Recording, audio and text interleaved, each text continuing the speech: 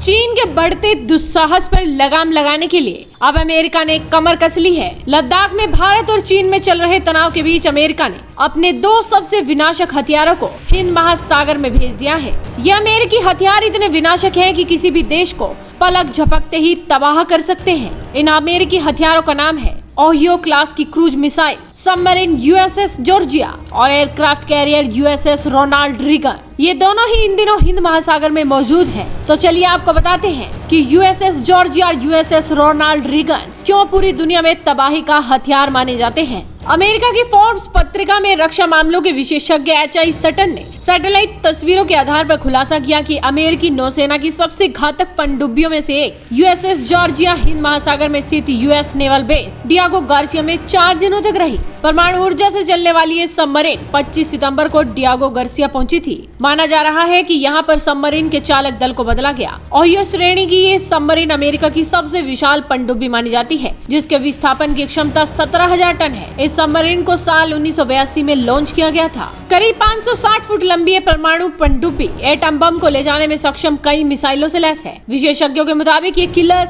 Submarine जमीन पर हमला करने में सक्षम 154 टॉम हॉक क्रूज मिसाइलों से लैस है। इस पनडुब्बी का ठिकाना है अमेरिका के जॉर्जिया में स्थित सबमरीन बेस। यहीं से उन्हें दुनिया भर में भेजा जाता है। अमेरिका के डियागो गार्सिया नेवल बेस पर भारतीय उपमहाद्वीप के दक्षिण से लगभग 1000 समुद्री मील की दूरी पर स्थित है। रणनीतिक रूप से इस नेवल बेस में अमेरिका ने अपने सबसे घातक बम वर्षक B-2 स्प्रिट को भी तैनात कर रखा है। अब दूसरा हथियार है अमेरिका का यूएसएस रोनाल्ड रीगन, जो बहुत ताकतवर माना जाता है। परमाणु शक्ति से चलने वाले इस एयरक्राफ्ट कैरियर को अमेरिकी नौसेना में 12 जुलाई 2003 को कमीशन किया गया था। जापान का योकोसुका नेवल बेस इस एयरक्राफ्ट कैरियर का होम बेस है। ये कैरियर स्ट्राइक ग्रुप 11 का अंग, जो अकेले अपने दम पर कई देशों को बर्बाद करने की ताकत रखता है। 332 मीटर लंबे इस एयरक्राफ्ट कैरियर पर 90 लड़ाकू विमान और हेलीकॉप्टर्स के अलावा 3000 के आसपास नौसैनिक तैनात होते हैं। एयरक्राफ्ट कैरियर यूएसएस निमित्ज अमेरिका के 7वें बेड़े में शामिल है। ये बेड़ा 1971 के भारत पाकिस्तान युद्ध के दौरान बंगाल की खाड़ी के नजदीक पहुंच गया था। इसका मकसद बांग्लादेश में मात खा रहे पाकिस्तानी सेना की सहायता करना था, लेकिन उस वक्त भारत के साथ रूस मजबूती के साथ खड़ा हो गया। इससे अमेरिका का 7वां बेड़ा